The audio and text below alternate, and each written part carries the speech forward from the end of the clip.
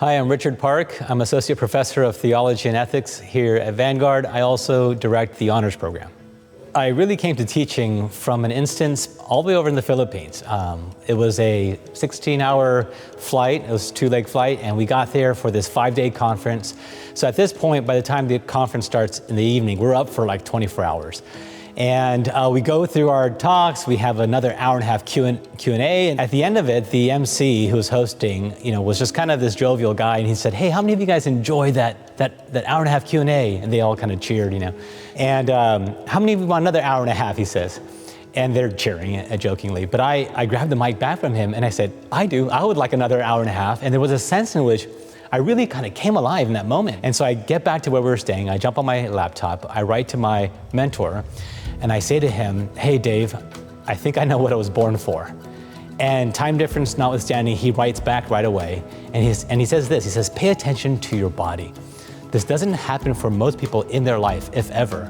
And I remember that email because it was kind of interesting to talk about paying attention to your body from a Christian perspective, but there was a real sense in which when you do what you were made to do, you really feel it down to your bones. I think one main way I pass on my passion to my students is by being passionate myself. And I think the way to become passionate about something is to unite heart and mind. In our philosophy class just this past semester, we had this moment where we're just talking about something very abstract, admittedly, because this is philosophy, but the students were able to make some really incredible touch points to spiritual formation.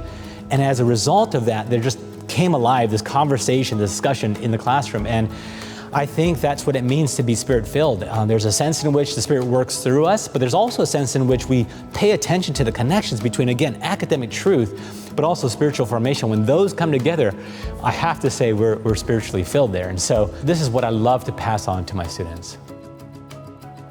Oddly enough, what I wish for our students to leave the classroom with is more questions than answers. So to take an example of, take any particularly political or socially controversial issue, what I want them to do is not have a pat answer to these rather thorny questions, but to be able to see both sides and then ask the question, well, what really is the merit of the other side? How does it impact my faith, and vice versa? And these kind of the questions I want them to ask, rather than, oh, I know the answer, this is the only Christian answer, and everyone else has to believe the same. So I really invite this question-asking atmosphere.